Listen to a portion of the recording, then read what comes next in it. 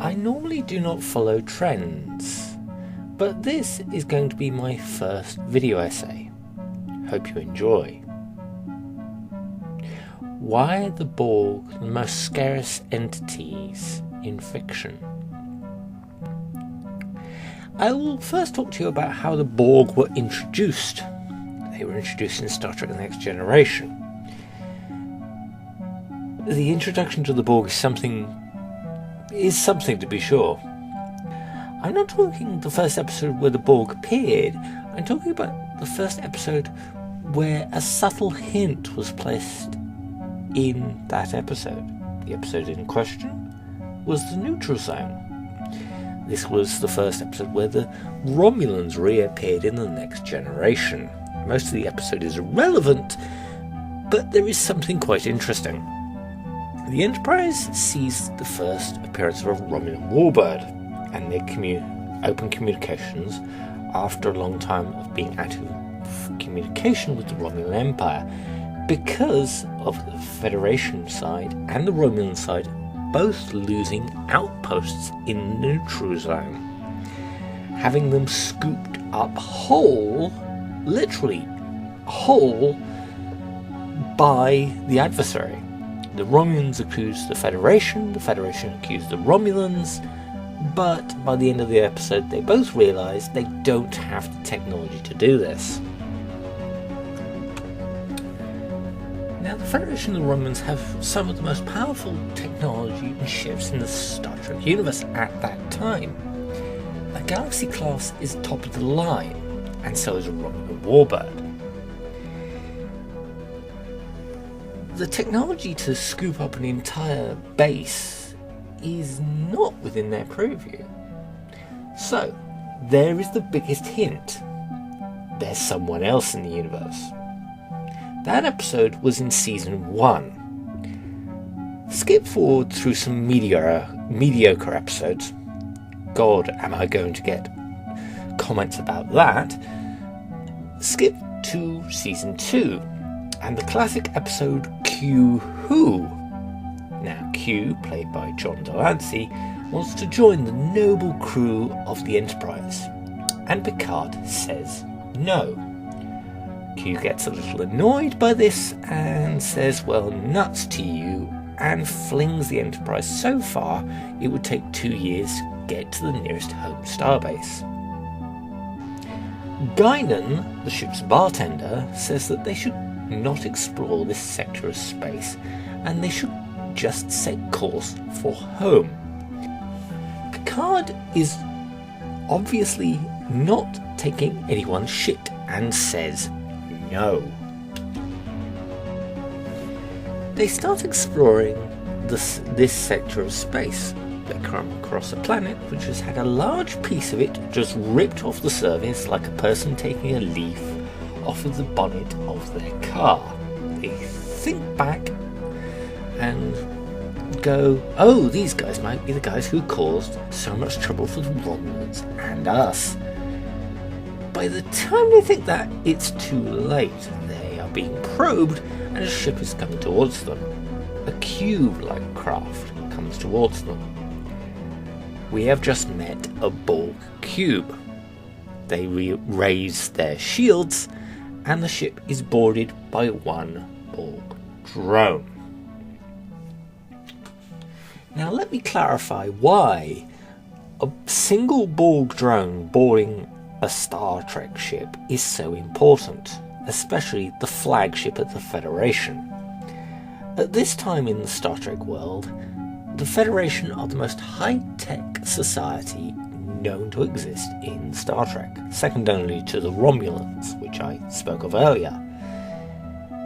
But they can't scoop up parts of a planet willy-nilly, and neither can the Romulans. And the Federation can't beam through shields. But the Borg can. The Borg outrank Starfleet technologically 1,000 to 1. So, now a little refresher course or first lesson on the Borg. The Borg are a race of beings that consume technology and knowledge. The Borg's greeting says their mission statement plainly. We are the Borg. Lower your shields and surrender your ships. Your biological and technological distinctiveness will be added to our own. Your culture will adapt to service us. Resistance is futile. Now let that sink in. The Borg are an entity that wants to consume your knowledge, your culture, and it will be adapted to serve them, and resistance is useless. Now, to put that in perspective, with an invasion, a culture can survive. Look at France, who was occupied by Nazi Germany during World War II. Today, the signs of the occupation of France are non-existent.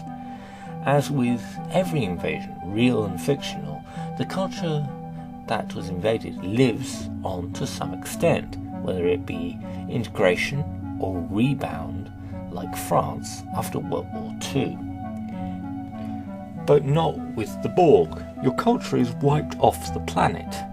Your culture does not matter, only the Borg matter. You are now part of the collective, whether you like it or not. Now, to say that this has not been done before is not true.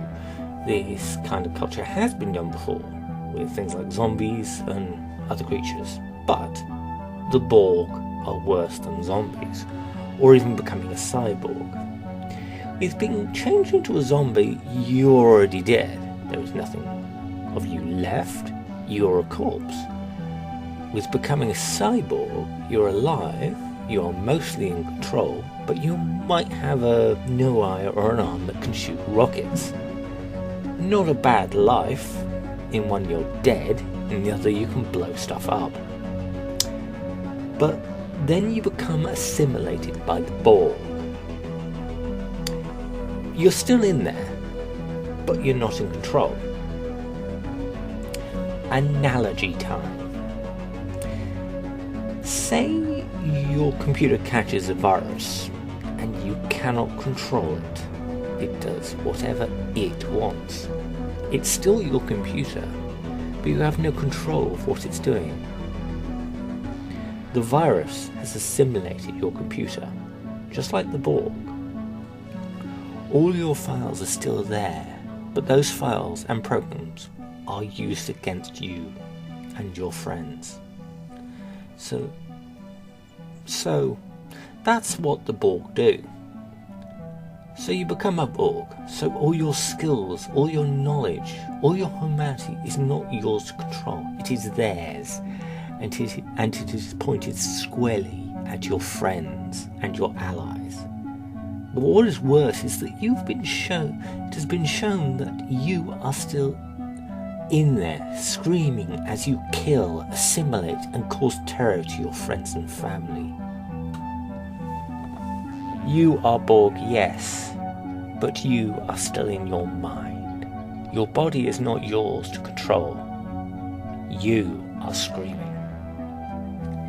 Now I know what everyone is going to say. For God's sakes, there are scarier things in fiction and in the world.